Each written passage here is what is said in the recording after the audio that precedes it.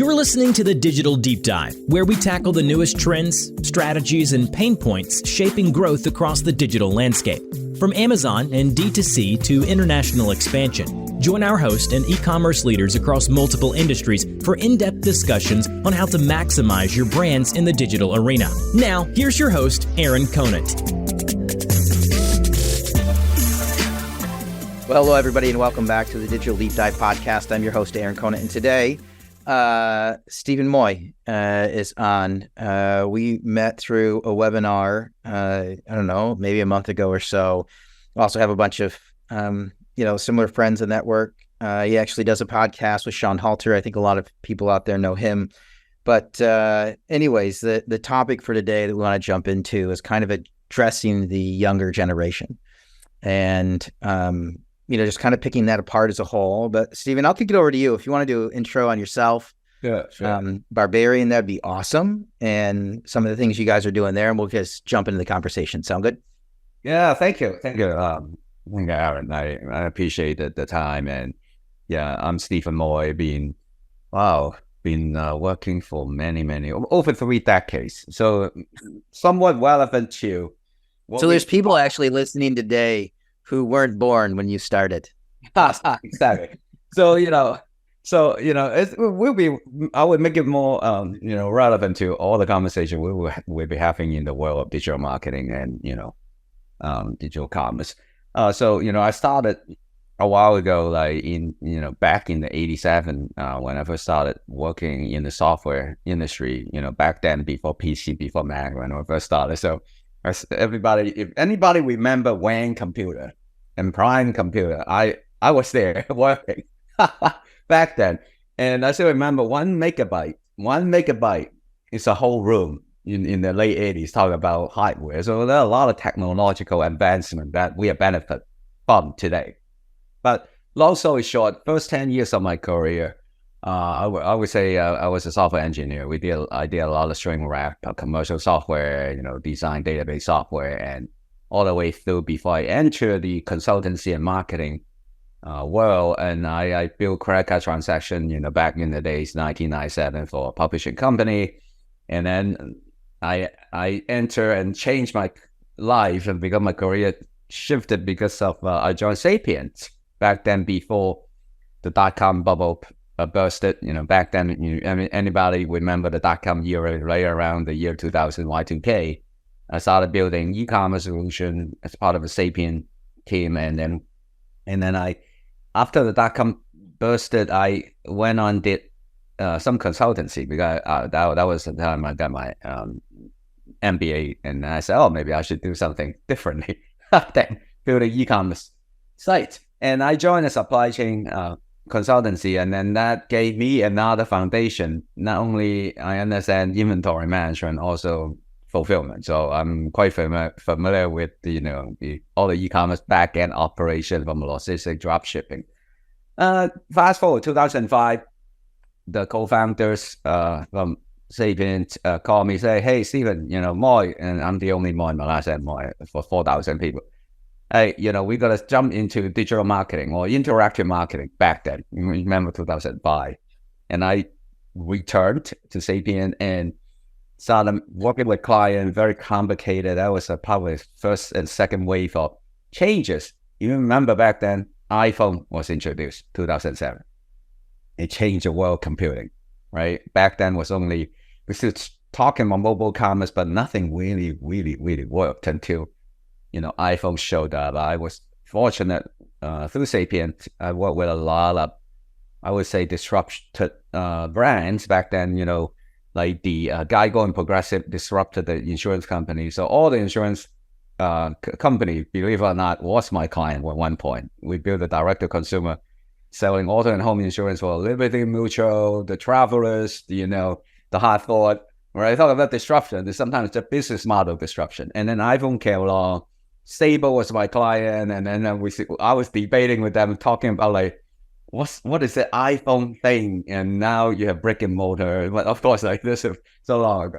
But I enjoyed my time at Sapien, and my career evolved, became a managing director and a vice president to manage a whole region in New England. So I built working with a lot of digital first brand, building e-commerce solution, Dunkin' Donut digital menu board back then, dropping behind the counter, a lot of things like from Rulala agency or Riker for Rulala, you remember that brand, to Victorox, which is Swiss Army. We put them on a digital e-commerce platform, SAP Hybrid. So also 2012 shifted, and I decided to leave Sapien and join Dentsu, Isobar, which is the Japanese holding company, the digital agency. Spent 4 years there. I was helping them to think through the corporate strategy. How do we create an agency can harness creativity and technology? Kind of sound familiar, right? That kind of thing. And then I helped launch e-commerce practice, and working on a lot of household brand. We built the first mobile app for McDonald's. We were brought in Isobar, the design challenge, right? 6 months. You need to build a mobile app that 1 billion people using every day. Yeah. Think about that. So, and then fast forward, that I became the CEO for Isobar UK after I assisted and also shaped the narrative for Isobar. We acquired 2 e-commerce agencies, and one in UK called eCamera, and one in truly in China called Bluecom. My strategy was wipe out all the talent outside US, because those agencies were the white labeling for my competitors, like the Razor Fish and everybody. So we're talking. Yeah, right. Yeah. And then that made me the Isobar CEO. And one of the key objectives was, how can you take Isobar UK, a creative agency, and an e-commerce agency, and put them together? Because they said, oh, you were Sapien Nitro, you must know something about it. Of course I did. That was a time, interestingly enough, right before Brexit.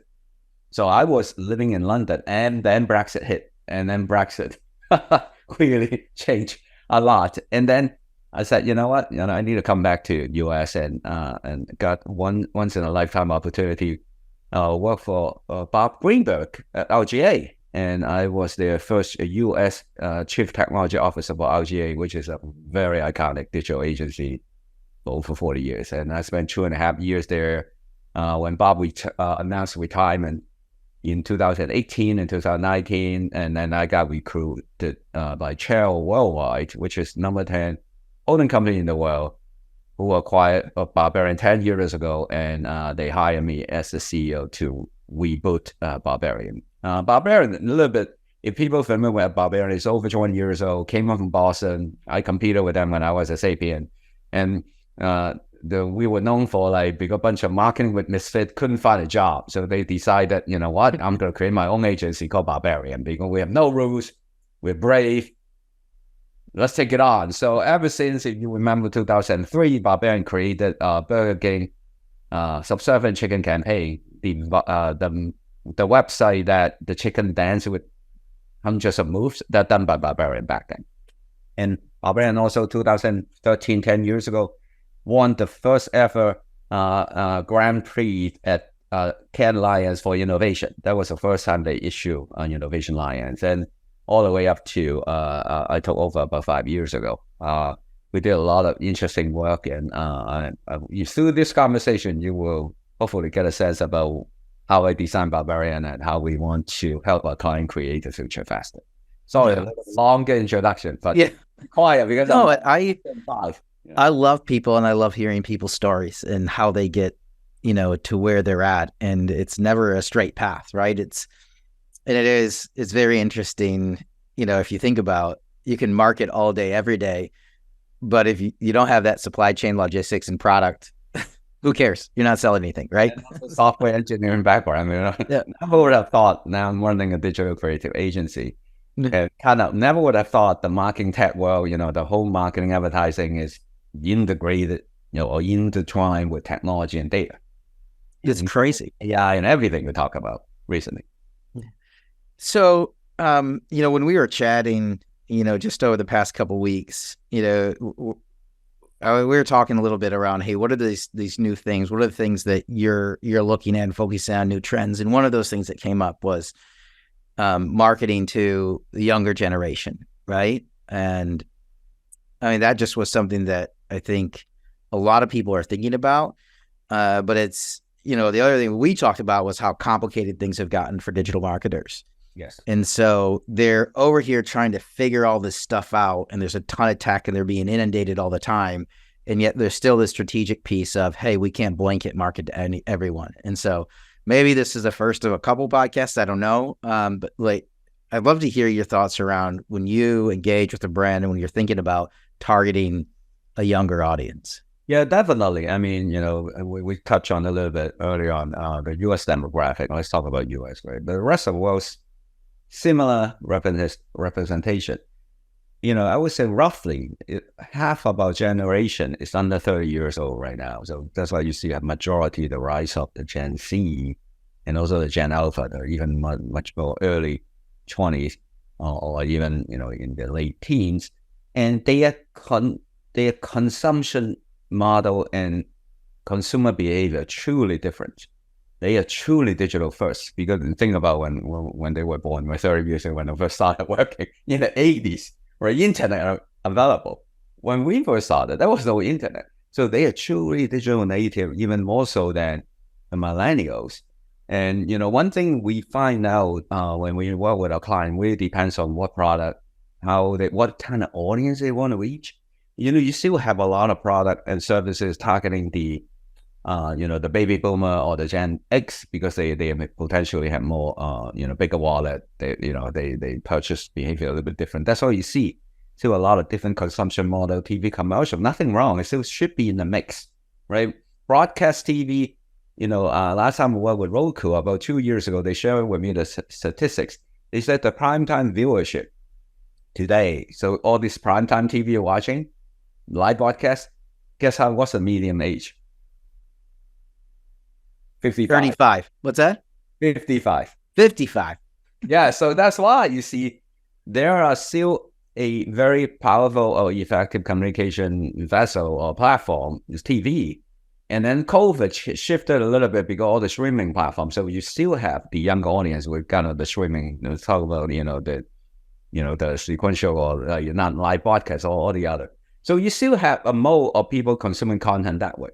But in the younger generation, a couple of things that are different than millennials, right? You talk about just the size of the population. First is the difference between self-worth. So we did a lot of study because a lot of clients working with us, right? We're constantly doing survey, we do focus group or digital community or all kinds of technique we apply to it. There are certain nuances between the millennial and Gen Y. First of all, it's about self-worth. And when I say self-worth, it's there are new way of thinking about consumerization, at least in the above 30. At that point, a lot of people are self-worth. You see more and more people wearing a luxury brand, like showing the logo. You see a lot of self-worth, focusing on how much they're worth. That was a phenomenon.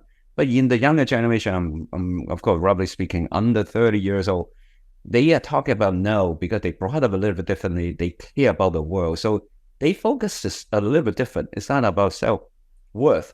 It's more about truly behind, I want to help. I want, now I understand I'm in the workforce. Now I have the empathy, the century for them is really high. That's why you see a lot of focus on sustainability, diversity, DEI, sustainability, economic fit. So you see the shift a little bit, that what they value is different.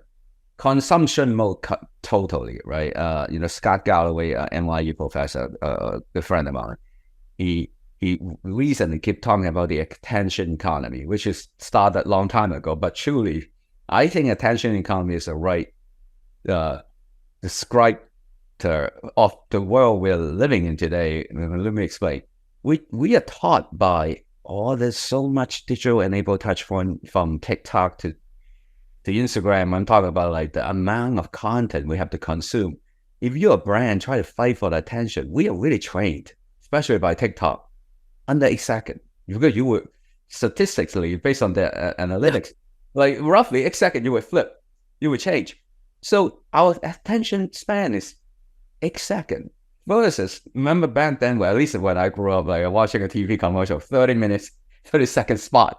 You spend 30 seconds to watch it. So 30 seconds at 8 is 3x, 3 to 4x I'm talking about. So truly, the attention is so we got distracted all the time. So the attention economy really need us to help the brand to create very, very, addictive content.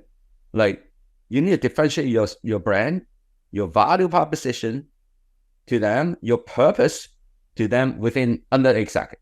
But that's the key challenge today for a lot of marketers, right? How you reach those audience.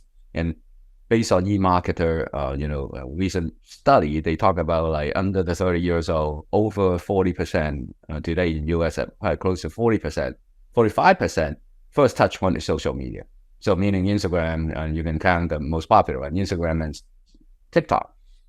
And then that group, the younger group, they spend at least 90 minutes to couple hours consuming content.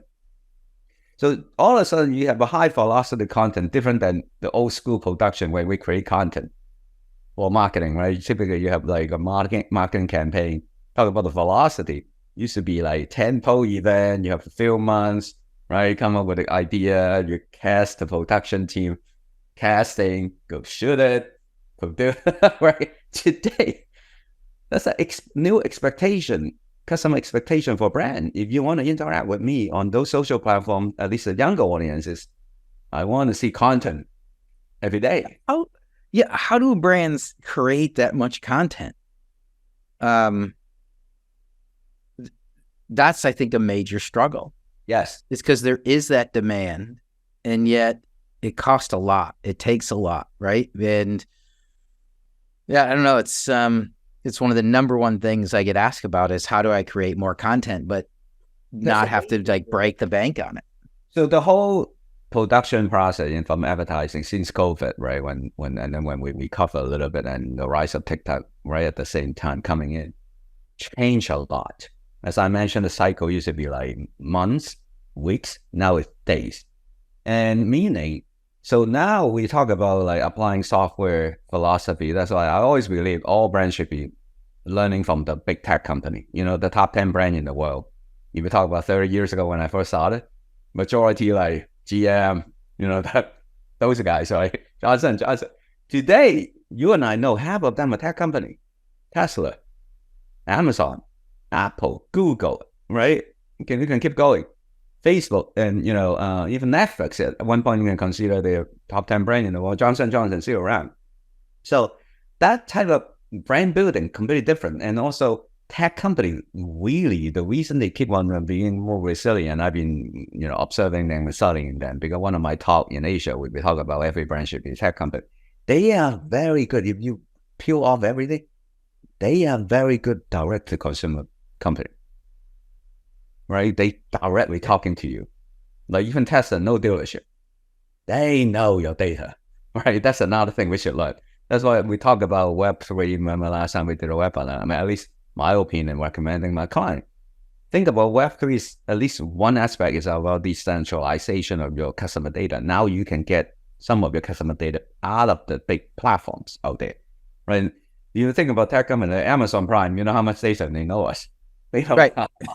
Right. So they're shipping stuff before you've ordered it. That's exactly. How I mean. So when you go back to the velocity, so right now we even have as an agency, we should have to change the creative process. So long story is taking that agility of soft tech company applied to creative process now. So you probably just heard about, how you do more test and learn, how you become more agile in the creative world. So that's first thing we have to set up is that. Second, all the way to your insight brief, we do, customer insight brief and then the creative brief. You have to factor in all this high velocity nature of the content, meaning you have to come up with a creative or, the organizing idea that can support daily, hourly, and also longer, like big tentpole event like Mother Day, right? Those are, so in that thinking, all the way up front in the creative process, already you have to factor in. And for content creation, we, at least at Barbarian, we call atomic content. You cannot think linearly. I need to do a TV commercial. So I have to take that creative idea all the way there. You need to think about where your audiences are, right? Like, let's assume you're targeting Gen Z. Let's say half of them, as I said, based on statistics from TikTok, Instagram. So it's short form content. So your idea, how you translate into short form content, simple produce that kind of objective or achieving the objectives important. And then you have shorter term video on maybe YouTube, maybe on your website, right? You maybe more than 30 seconds, you can do that to all the way to TV or, voice and sound, or whatever you need to produce. So that process has been disrupted and reconfigured, I would say. And also, that's a new creator economy, right? This is something we learned, adopted, and also a lot of brands on my client also started doing it, either in-house or hiring so-called creator, influencer, marketing side. So basically, the world is a little bit different. To what we believe used to producing a TV commercial costs a lot of money, right? Long form content months. Now the creator economy that we have tried at Barbarian, we have an internship program. We hire the Gen Z, either in college, and they are like 21, 22. They are the target audience. What they need to do is when you create, you have a client brief, and then you with the creative team, you're working with them. You give them a creative brief. Sometimes very interesting. You tell them, give them enough creativity and room. Take your iPhone or Samsung phone, go shoot a video format. They came back with the content. A lot of times spot on. So that there's a new form of content creation in high velocity sense, and also in a with a different lenses from the true. That's what the creator very important in the world is. People associate them. They want someone look like me, so the younger audience want someone similar to them, understand, Taylor Swift and all the other things that are important to them. And then with that lens, creating the content, not like, that's a lot, to be honest with you, a lot of brands struggling today. They still, we got a lot of, I don't want to offend anybody, but, right now, a lot of a C-suite level, either agency or at brand level, they are not the 21 years old. So they might look at the brand different. Well, that's honestly, it's compounding, right? When not only are they not the target, but they're not actively involved in it. And things have changed so much over the past few years. Everything from the digital marketing, the platforms, the content that you need, the people that are creating it, that they're the C-suite, they're running the company. They don't have, the only way to learn this is to live in it and be immersed in it or have grown up in it, which they did not. And so they don't have the time to fully immerse themselves. And so they're in this weird spot where they have to completely trust what's going on. And inherently that could also, they're thinking in the back of it, well, then do I not know what's going on? Do I appear like I don't know what's going on? And that's not a good image for an executive. Think about the paradigm shift, right? Let's talk about it, right? Before, like when you want product review or customer reviews, used to be before TikTok or Instagram, you go to Amazon and Google, right? And Best Buy, you probably get a lot of content if you're looking at electronic, or go to Whole Foods, right? Some owned media owned by the brand, you kind of can aggregate, get a sense of, is that milk really that good, right? Kind of like today, I think an even split. Google search, Amazon reviews are very important. People should buy a lot of stuff from Amazon, and TikTok now. I heard more and more people go online. Like now, the usual suspect will be skincare, right? Like how, the how-to, different people using it, to fashion brand. Sean Halter, our common friend, talk about, he was watching even like a locksmith. Someone would rate locksmith. So much new content. So even customer review, as one of the key touch point about getting feedback, right, from your customer, is hosted in the digital media and social media format in a more entertainment way. One thing about TikTok is music, movement, entertainment, because very addictive content, right? The algorithm also play to the favorite. So you have to change your customer review. Instead of doing it's a net score, it used to be do that kind of review, to more having influencer reviewing your product and then capturing, owning the conversation. So that's one thing shift. And then if that's the case, one of the starting point about customer review on TikTok, how you create content for your brand and lead them into the rest of the ecosystem. Because not everybody want to do transaction on TikTok, right? Or mostly want to redirect to my retail partner if I'm selling fast moving consumer good, right? I'll go to my retail partner that we have a relationship with. How you bring them into that ecosystem without friction, cohesive customer experience, get back to the old days every time. That is the new world order customer experience now. than before, right? It used to be keyword search on Google, you click on a link, go to your website, right? That type. So it's a little bit that's a new customer journey with a lot of complexity. But you still see a lot of brand winning right now in that company because they understand they have a direct-to-consumer mindset. I always touch on it, meaning they're obsessed about how you're having that relationship, getting the feedback loop, and then understand the data and targeting them. So you see still a lot of big household brand pivoting well, right? Nike, right? They are king, You still see a lot of them, but still many people are struggling. So yeah, you have a problem, right? Your younger demographic, the value system completely different. They expect different media consumption too. How you bring me into your ecosystem, and then they look at everything a little different than what you used to know the millennials. I mean, just 10 years ago. I mean, it just gets harder and harder, right, for the digital org. It just does. I mean, and things are moving faster than ever. AI is stepping in. Right. And there's some great platforms that you talk about, like reviews. There's some really cool programs that the AI aggregation of reviews. So you can it can produce then a sentiment around it, both yours, the other products in your category, competition, and dump back all that feedback. But that's awesome. But it also then prompts another round of content to be created. Yes. And yeah, I think AI will help. I mean, it's not solving all the problems. Just like we need to teach AI. AI need data, right? Data is a lot of behavioral data from us, and you have more functional and emotional. Like kind of understand that's why we behave certain way, and understand functionally, meaning what we did. Those kind of data need to fit into it. So it's not like all the, I still remember earlier this year, someone, I was on LinkedIn or someone started interviewing with me, it's the future of creative agency or AI, only creative. I don't believe so. So like, for example, the way even for a creative agency, AI, generative AI should help a creative process. Like not too long ago, a couple of months ago, we have a very fast turnaround pitch, right? We got the brief came in from the client, the RFP, and then we only have 5 days to come up with creative. What we've done is we use some of the open, AI solution. With enough our input, they generate enough digital assets for us to work on. So we use it that way. Our strategy team also use, ChatGPT, like for initial research, because quite surprisingly good, like kind of like a next generation encyclopedia. Give a lot of data element you never think it. And I think, further down the road, we touched on it last webinar, I think there is a data enrichment, I think perfect for AI. You capture all this raw data. We talk about data, right? I have my own data now. Walmart has my data. I got third-party data. I got media data. I got all this data.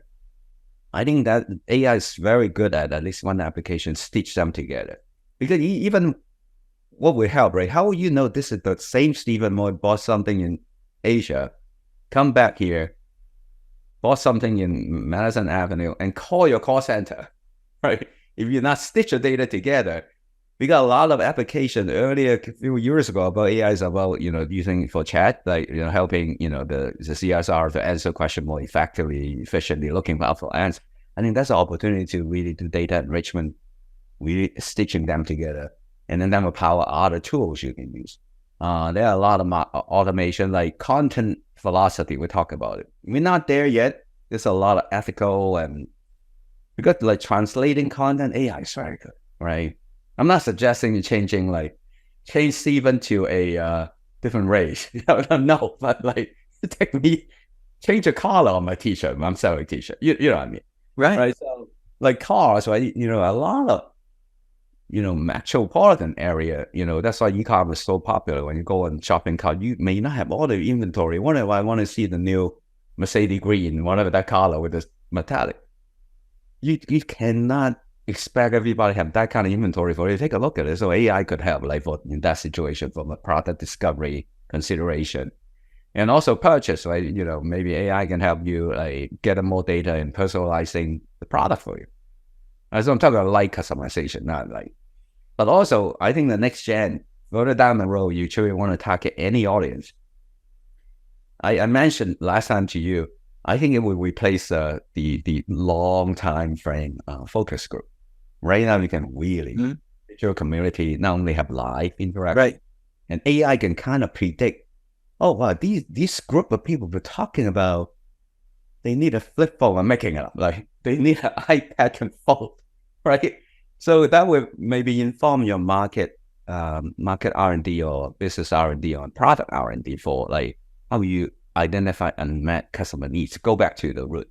So a lot of interesting we can do. So do you think like the younger generation is going to want that more and more and just expect it?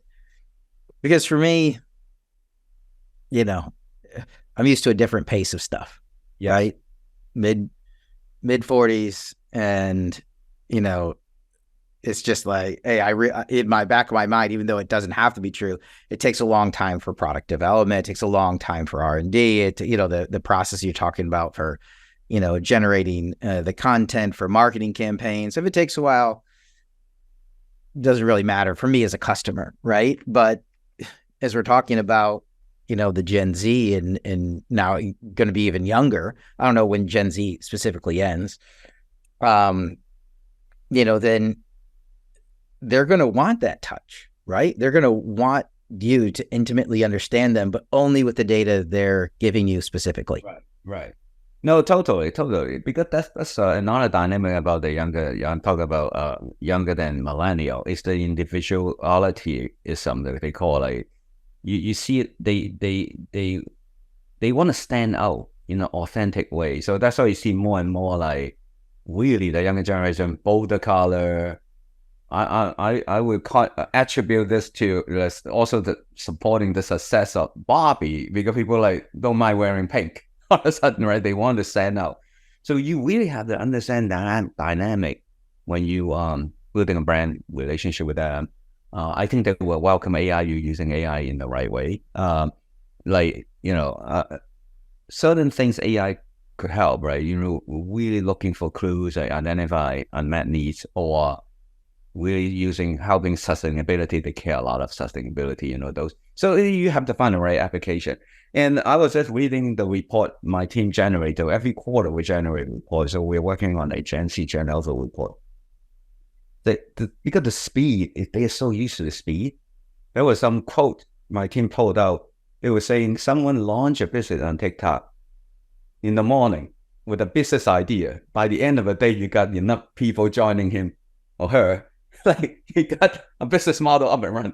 They got so used to that speed. It's really changing a lot. I think they will welcome AI as long as you apply the right way. I think that's a lot. Like if they care about carbon footprint, jury, right? Autonomous car, right? Eventually we figured out, that will help a lot, right? Electric car, right? I'm talking about and then one point I still remember, I was working 2018 talking to a rental car company. They were investing before COVID happened. Talking about autonomous car and electric car. Can you imagine they can compete with airline now? Because I can check into a car, harbor sleeping, people just sleep from New York. 20 hours later, I woke up in San Francisco. I don't even have to fly, right? If you think about it. But those technology require AI to guide, right? So you will see more than logistic management could be another route they talk about. So, logistic moving material around and things like that. So I would see, maybe I'm a get the glass half full kind of guy. I think the younger generation also have optimism to it, but they have to believe that your brand can deliver those value to them.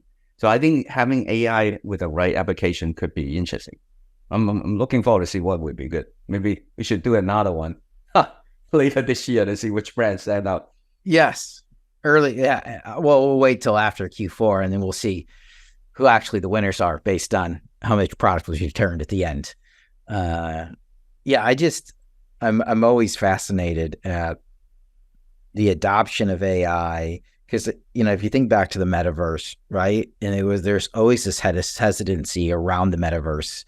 Yes. And I did a couple podcasts on it. Obviously, we did a bunch of webinars. There's a lot of interest, but it was one of those things that wasn't required, wasn't directly applicable to business, and it wasn't something if you didn't do, somebody else was going to beat you to it and then be a huge winner. But I think with AI, it's a whole different ball game. And, I don't think it requires brands to build their own AI, but it requires brands to understand the tool sets that are out there that are using AI and utilizing them, or you'll get left behind. Yeah, it's just thing changing about metaverse, right? It's one of the platform or application, powered by blockchain, Web3 phenomena. In that kind of digital, I think I touched on a little bit, a digital enabled space. I think that, to your point, I have many clients having difficulty because the use case doesn't really work for them, right? Because the model is, if I do target an older audience, do a broadcast TV, market to them, they will go to the store, my store or my retail partner, and then that's the model. And then the more digital centric will be today, TikTok, you click, you want to buy, and now go into, they do their own investigation and find one of your digital touch point and transact it. The metaverse, you touch on it, I see value for many aspects. I talk about omniverse, which is a new dimension of your customer journey, right? Basically, I'll do digital online, I'll go to a physical store, and then I may enter the metaverse for a use case that is valuable to me. Vice versa, I talk about, like, my team did a study for me, is over 1 billion people, 1.6 billion people around the world considered with physical constraint, like handicap, including autism. Mm-hmm. Then I can understand why there could be many touch points in the digital enabled spaces first, which is the metaverse, right? Because if someone without, they may not have the ability with arms and legs, right? But in that, virtual digital enabled world, they can live in more freedom. That makes sense, right? That makes sense. For people, maybe autism, this is the other way for them to interact with their friends or peers, but that makes sense. So you really have to go back to the root, what we talk about. If you want to target young audience, you really have to go deep, like understand the emotional need and functional need or older audience, the same way for metaverse, any new spaces. Why? So I have 3 golden rules, my opinion. If you want any touch point, including any audience, any touch point, I always advise my clients 3 things, right? They have to happen at the same time. Without one, it defeats the trifecta, the value proposition. One, you have to have value to your target audience. Gotta add value. If not, they will not interact with you. Doesn't matter metaverse or the younger audience or older audience in what medium. You have to have that in, adding value to them. So value added, very important. Second, gotta be differentiated for your brand, because we are so, we're trained to become so distracted, right? And because you and I can create a Lexus skill, I think I use it, right? Doesn't mean we stand up. We can't have that technology, or you and I can launch a TikTok channel. No one will come, Gotta be differentiated in a way why you show up there and then meeting your audience. And also, it's good for your brand. Like, for example, I always talk about, I can work with Sean to create our own sneakers and go on Alibaba Singles Day, right? The biggest e-commerce day, 40 billion transaction. I can sell it, right? To talk about billions of audience. But why people buy Nike versus mine? Because Nike has a brand, they make you feel just do it, the freedom. I'm not there. So that'll be differentiated, I would recommend. So value-added differentiation.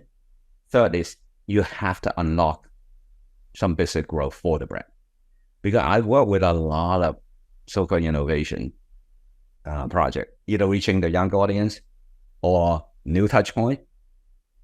If you don't drive growth, you lost interest with your stakeholders, your management team, the investor, because you're not driving anything. And there's no value to you as well. So a lot of time, I try to keep it simple. You got to do 3 things together to reach a younger audience. And one thing is worth checking out if anybody interested, the older audience interested.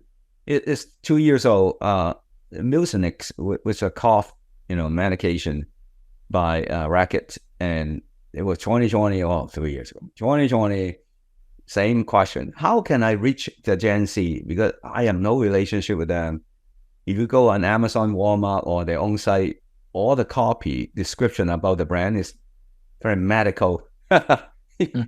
Medical equated, not like wellness, in that orientation.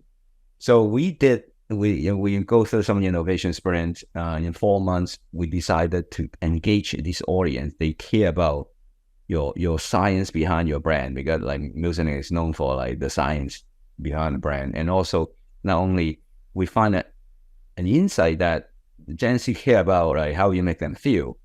So then we design a called Sigwear, which is a capsule collection, unisex collection, like from hoodies to jumpsuit, the whole nine yards. The whole point is about its brand differentiators.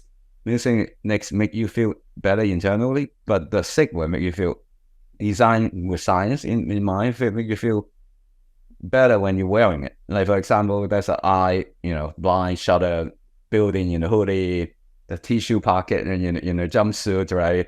And that zipper, you can, if you need to go to the bathroom, do whatever you need to do. That's very easy action.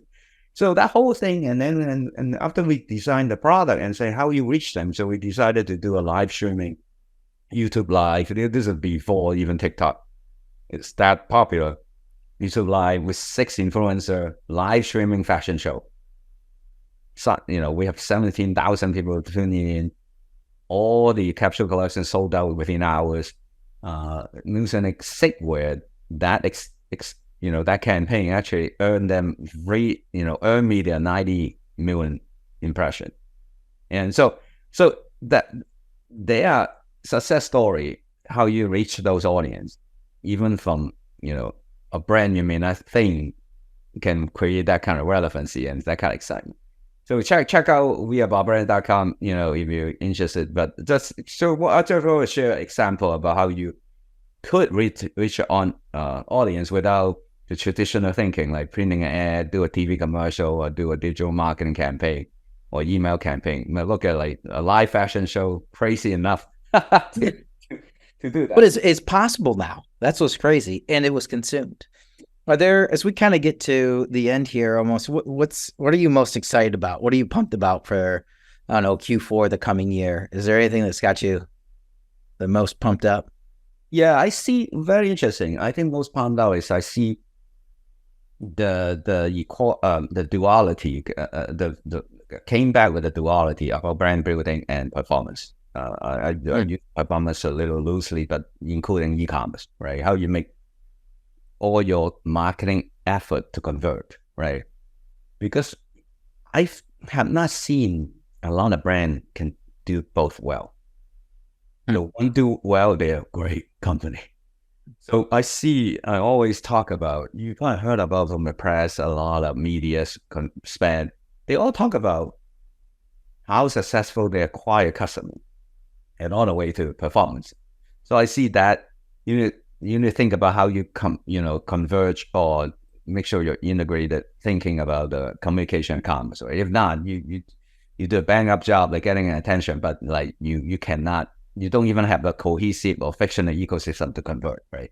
So I'm excited about that. I see more and more innovation from our partners, from one of those leading marketing tech, like from Feedonomics, BigCommerce. You see a lot of new thinking from Shopify, even, right? They go and you see a lot of innovation around there. I think that's exciting for me. Like you see more and more because the market dynamic and the consumer behavior driving that demand, right? You have to do it. But one thing I always want to talk about, the last bit is, I always talk about communication commerce. I want to advocate that the best company know how to do all three very well. Communication commerce and CRM, customer relationship. I heard so much people talk about the customer acquisition. Think about the best brand, they focus on their members. People they keep it. Nike, American Express, right? Apple, Amazon. That's a science to it. They know how to keep their customer. They invest. And go back to adding value. So Nike is known for it. Like, I don't need to advertise to you. Probably read all the trade, one of the VP of marketing or CMO, one pattern. I don't need to advertise to my members. They call them members for a reason, not customers. Because once you join my ecosystem, we will not leave, because our ecosystem adding value to you, right? The Nike Plus with this and that, like all the tools connected, the ecosystem connected, kind of somewhat similar to Apple. Once you enter the ecosystem, you got the watch, you got the phone, you got the laptop, No one. Yeah, you can't get out. Yeah. So sorry, long. No, this has been an awesome conversation, and thank you for your time today and for sharing with the audience. It's awesome, like hearing your backstory and how you got there, because we're in such a unique spot, and the leaders got there in unique ways. And so, you also have a Social Barbarians podcast. Is that correct? Yeah, socialbarbarians.com is a podcast. We interview basically all the thought leaders from brands, martech company, the whole. We're targeting all the leaders within the ecosystem, like from martech to brand. Yeah. So we interview a lot of people, join us, and we publish it almost every week on Wednesday. Awesome. So I encourage everybody to check that out. Again, Steven, thanks for your time today. And with that, we're going to wrap up this episode of Digital Deep Dive. Thanks, everybody, for listening.